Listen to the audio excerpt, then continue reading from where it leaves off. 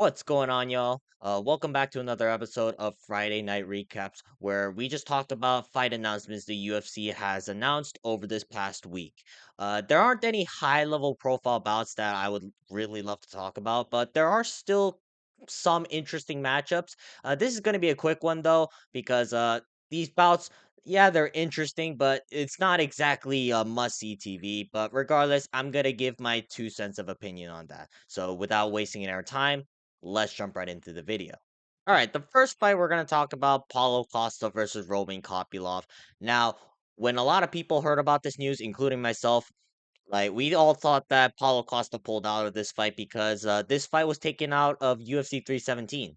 It turns out the UFC said, you know what, UFC 318 looks like abysmal dog crap, so why not include Paulo Costa versus Roman Kopylov onto that fight card instead, so we can salvage some sort of fight event instead of relying on Dustin Poirier and Max Holloway to just sell the fight. I kind of get it because UFC 318 looks really weak, but on the other hand, UFC 317, which is International Fight Week, is looking worse and worse by the week. All right, I'm just glad that Paulo Costa hasn't pulled out because you know at this point that every time a fight, including Paulo Costa, gets canceled, you know who's the suspect. It's Paulo Costa. I think the fact that Paulo Costa for once hasn't pulled out and instead has decided to rebook this fight. All right, I'm not gonna be too critical about Paulo Costa in this situation, but I'm just hoping this fight doesn't get canceled because it could be any time now. Paulo Costa announces that he has some sort of injury or that he's gonna miss a lot of weight. I don't really trust Paulo Costa to come to this fight, but I really hope that he does because I think this is gonna be a banger fight between Paulo Costa and Roman Kopylov. Now, up next, we're going to be talking about Payton Talbott versus Felipe Lima.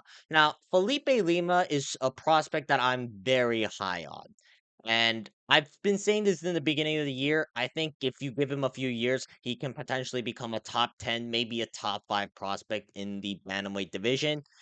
But now he's fighting Payton Talbot. And I'm very confused as to why the UFC booked this in the first place. You know, it wasn't that long ago where Payton Talbot was a serious prospect to be out on the lookout for. And I understand that Payton Talbot lost to Johnny Barcelos, but Johnny Barcelos is pretty good. In hindsight, Peyton Talbot shouldn't have been a minus 1600 against Johnny Barcelos at UFC 311. But now that Peyton Talbot lost one fight, he's now being fed to the dogs in Felipe Lima. It's hard to say who's going to win this fight. I'm not exactly sure if Felipe Lima has the grappling capabilities of a Johnny Barcelos, but I wouldn't be surprised if he ragdolls Peyton Talbot. You know, Peyton Talbot, he kind of got exposed by Johnny Barcelos in a way because we thought that Peyton Talbot had some sort of wrestling base where he can just sprawl and defend takedowns. No, turns out he doesn't really have any of that. And second, Peyton Talbot, yeah, his striking looks great and he's very flashy, but I don't know. He just likes to look cool to a default, and sometimes the fight gets away because of him. It's tough to say who's gonna win this fight for now. I need to watch both of their fights when the time comes, but I think I'm gonna go with Andre Lima for now, just because of the momentum. But again, I wouldn't be surprised if Peyton Talbot wins. Peyton Talbot's very good. I'm just disappointed that the UFC made this fight because we could have had Peyton Talbot and Felipe Lima, I'm sorry, go on their separate journeys to the top of the rankings.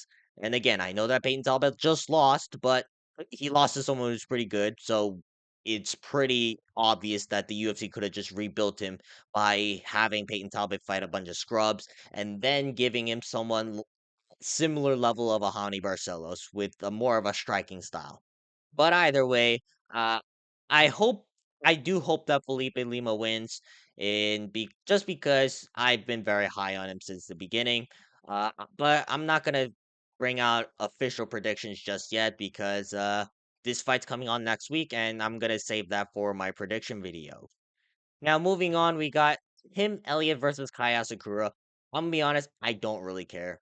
Like Kaya Sakura, I know he's like a big star in Japan, and I know that the UFC really want a Japanese superstar in the UFC, but I'm gonna be honest, I don't really care. Kaya Sakura got ragdolled by Alexander Pantoja in 2 rounds, and although Pantoja's really good, when have you seen Pantoja really ragdoll anyone within 2 rounds? Every fight over his last 4 or 5 fights have been grueling 5 round wars, and I don't really know why Kaya Sakura's I guess this propped up in the first place. Like, to be honest, I don't think he's that good, but I'm gonna say this. I don't trust Tim Elliott to win a fight in 2025. Like, I don't know how old he is. He's like 38 or 39, and he hasn't fought in almost 2 years. And plus, he wasn't that good to begin with. He was like the gatekeeper of the division at best. It's tough to pick Kaya Sakura after his performance against Alexander Pantoja, but at the same time, are we really gonna trust Tim Elliott at the age of 39, coming off a 2 year layoff, to suddenly to show out and just have the performance of his life? It's tough to say. I guess I'll go with Kaya Sakura, but I won't be surprised if Tim Elliott wins this fight.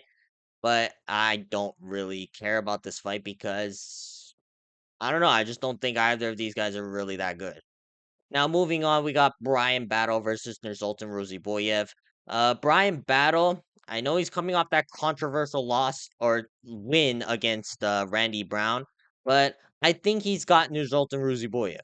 I don't really rate Nursultan Roziboyev. I think Nursultan Roziboyev has been overhyped, and I know that the hype has died down a lot over this past few fights, but I just don't think Nursultan Roziboyev is capable of absolutely chinning Brian Battle.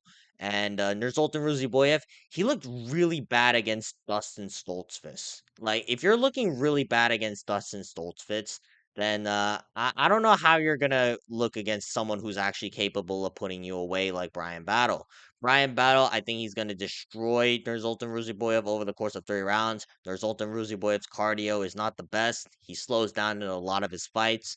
And I think Brian Battle should be able to get the job done if he paces himself, if he just holds Nursultan Ruziboyev up against the fence. Will this be a fun fight?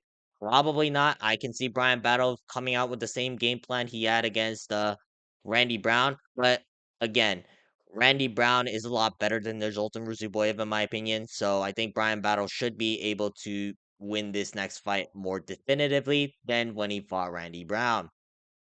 Now, last but not least, I'm going to talk about Kareem Silva versus JJ Aldrich. Let's be honest, none of you really care about this fight, but I kind of care simply because I don't want to see Kareem Silva win. Her performance against Viviane Araújo at UFC 309 was simply disgraceful, and the fact that she was on the main card of a pay-per-view in 2024 just shows how lacking the quality of cards is lately. I think Kareem Silva, yeah, she's got heavy hands for the women's flyweight division, but I don't think she's that technically good. And plus, she pulls guard a lot. And if you pull guard a lot in MMA, I know that you're probably gonna lose your next few fights. Now, is JJ Aldrich all that?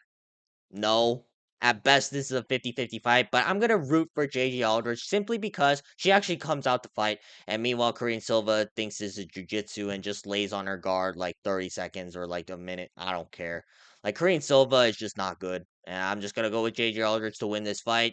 Maybe I'll do tape study. Maybe I won't, but even if I do tape study, I'm probably going to pick JJ Aldrich to win this fight just because of how bad Korean Silva looked in her last fight.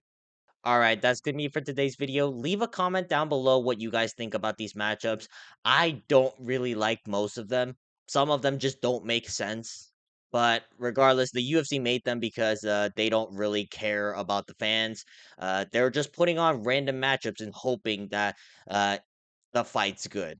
But other than that, there's nothing much to say. I might post another video today, but I'm not really sure. So keep in mind for that. But other than that, make sure to like and subscribe. And I will see you guys next time. Peace.